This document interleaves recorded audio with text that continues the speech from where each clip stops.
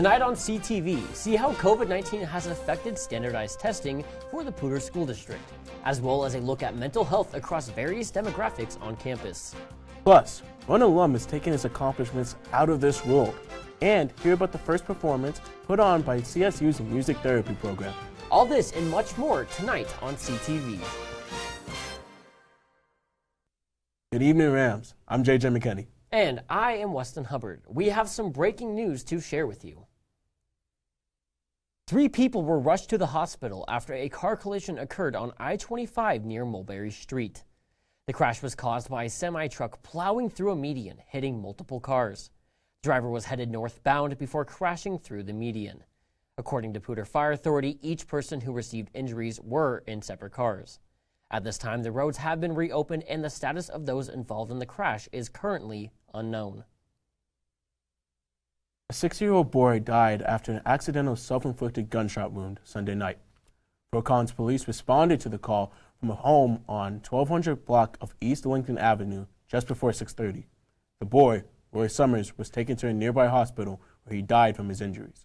The Larimer County Coroner's Office has determined the official cause of death was in fact an accidental gunshot. At this time, no additional information regarding Summers' death or the investigation is available. However, Police Services Chief Jeff Sabota said in a press release to keep everyone who's grieving in your thoughts and prayers. A man was found dead at Horsetooth Reservoir earlier this week following a car crash. Colorado State Patrol were made aware of the crash around 7 in the morning on the day of the incident. First responders on the scene found a deceased male in his Buick. No signs of foul play were found, with no one else in the car as well. As of now, the name of the deceased victim has not been released. However, the cause of the crash is currently under investigation. As the warmer weather rolls in, we can expect to see more bicyclists who will now be able to roll through stop signs. The bill allowing this was just passed by Governor Jared Polis. It states that those on both regular and electric bikes or scooters can now treat stop signs as yield signs. The law applies to those 15 years and older. Riders must slow down to a speed of 10 miles per hour and may only pass through a stop if the roadway is clear.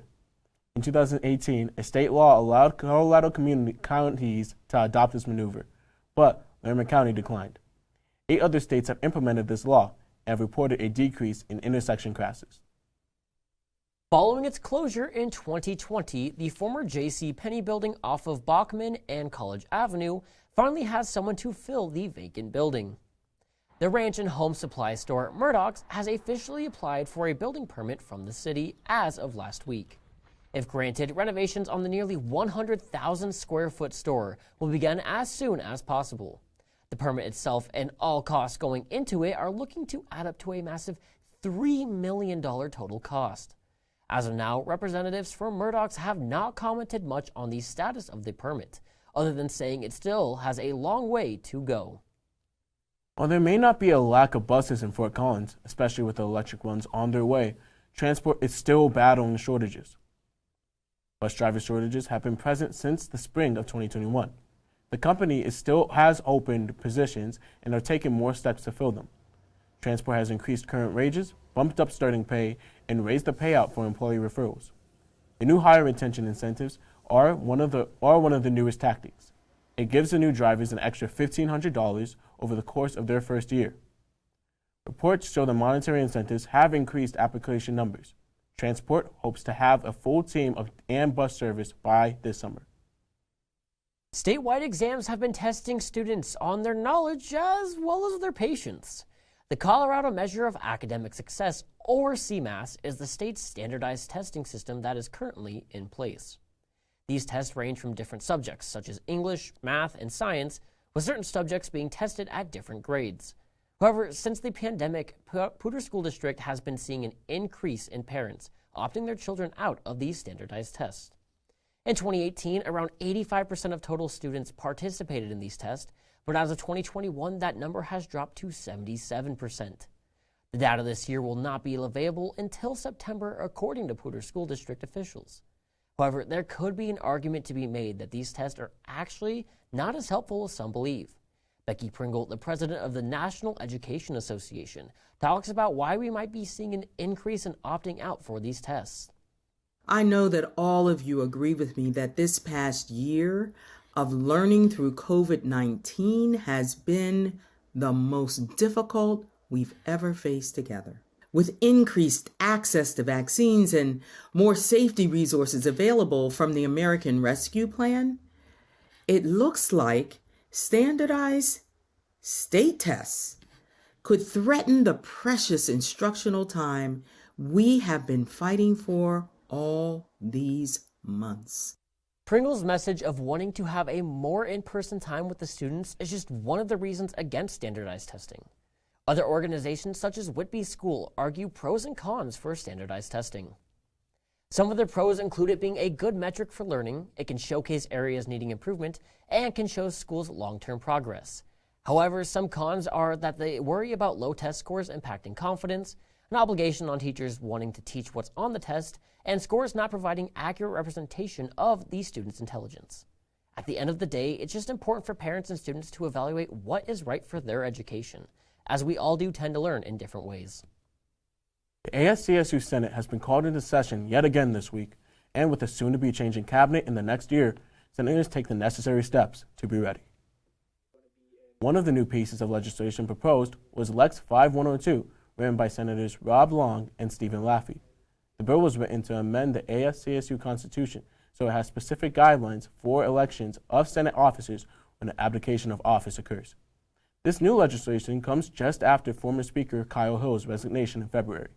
With all of this new legislation, ASCSU hopes it can improve for next year as leadership changes. After the fall, I have to let it go because I believe in order for you to grow, you need to eventually learn how to fly. So moving on to... The ASCSU concluded with more talks about the new senator transitions of leadership and ultimately plans to make sure that the 52nd Senate Chamber of ASCSU is successful next year.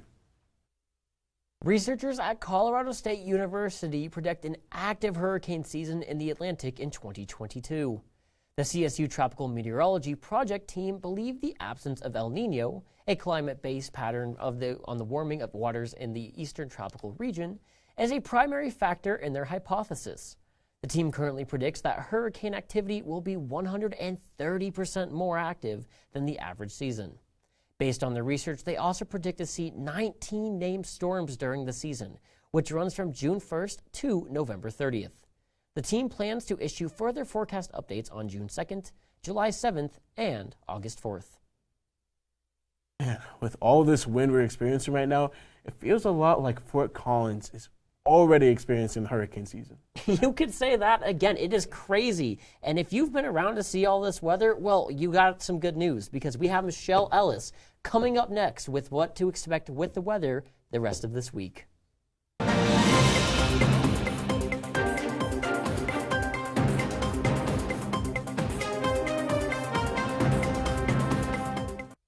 Welcome back from the break, Rams. Imagine visiting the International Space Station even once. I bet it would be an out-of-this-world experience. But imagine being the commander the second time you went.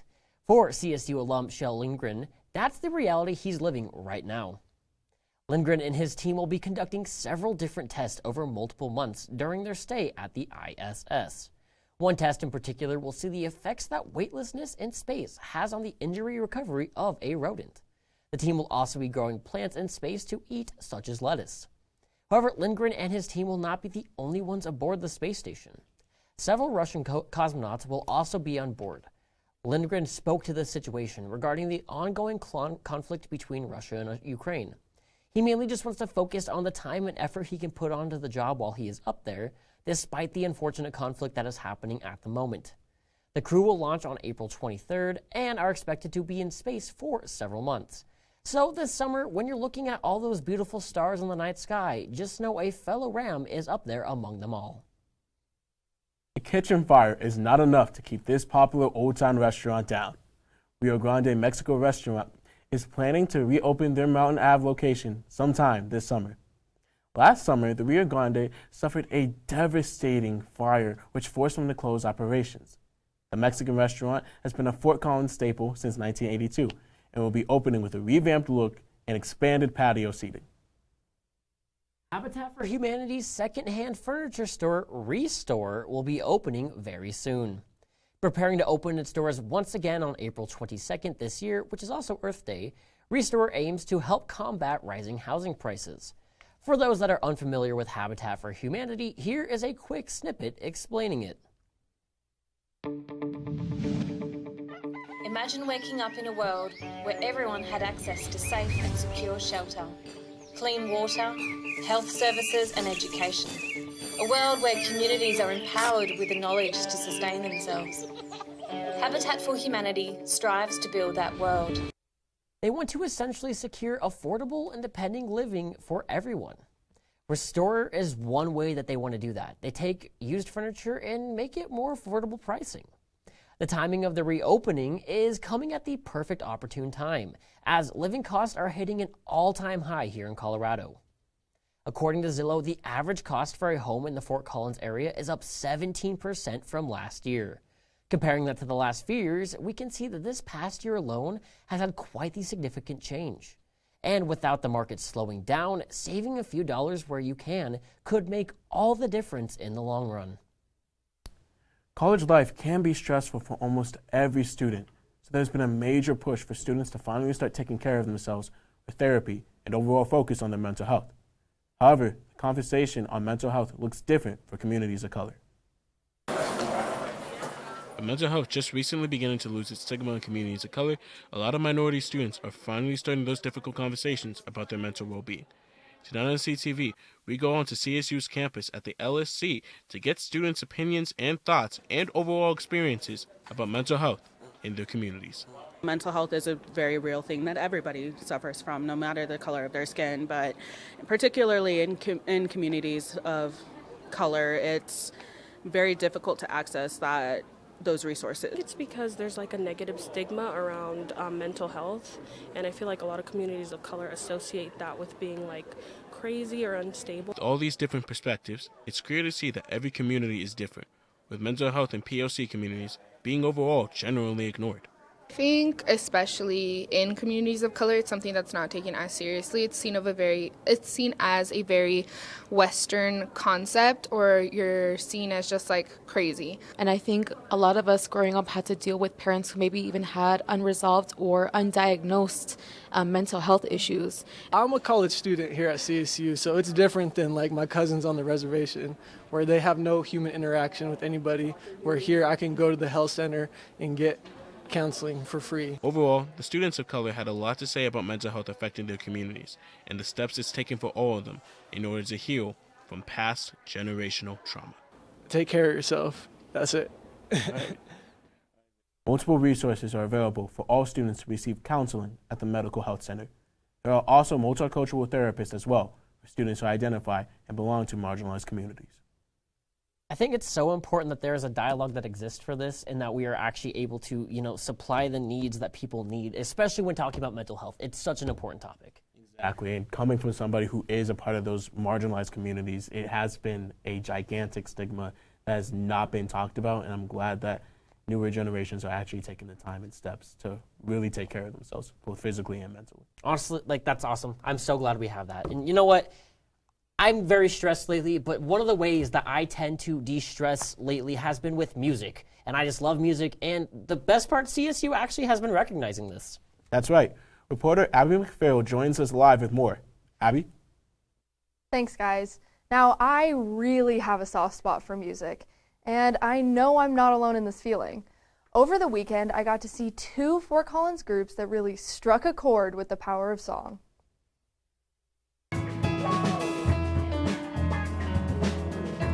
Hi, I'm Clark Hodge.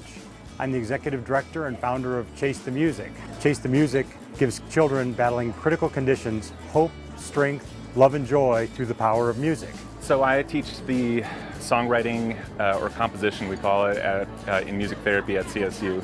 So we've got a class of undergraduates and we've got a class of graduate students, and I don't even know how, but a couple of years ago I got connected with Clark Hodge, who's the guy that runs Chase the Music. And he and I both had similar goals. I had a goal of making sure my students got a chance to have some real world experience putting together songs and performing them for different groups. And he had a goal of making sure that he was connecting kids with critical illnesses and their families with singers and songwriters around Colorado. So I think both of our interests kind of aligned. This event's really special to me. This is our 5th year in collaboration with the CSU Music Therapy Department. So we've done probably 40 songs. Every one of them is original and written specifically for the child. The students in the music therapy department get together with these children, get to know them, get to know their families, and then they write a piece of music specifically for that child. I mean, I think, especially as a music therapy student, I recognize the power of music. Music is a really special thing that can bring people together, and I think this event just stems off of that. We get to really experience and see how cool music can be and how it can write amazing stories and connect people. Our goal is to make sure that each one of the families, particularly the children that have been specifically had a song written about them and for them, and in a lot of cases with them, that they were part of the process of writing the songs, that they get to hear the what Clark likes to say, the world premiere of their songs. So they get to hear for the very first time this song that is about them and for them.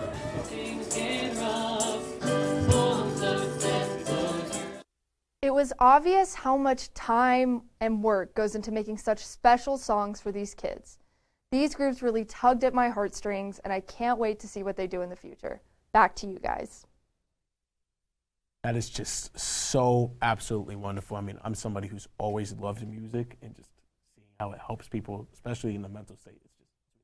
Well, yeah, especially following with you talking about the mental health resources. I've always listened to music to kind of like bring my mood up, but to see there's actual like dedication to this and like it's something that's real, it's heartwarming. It really is. Exactly, and I just love it. Well, Rams, that concludes the news we have for you tonight. But stick around. Leah Kukowski is up to swing us into all of the news you need to know about CSU men's golf up next.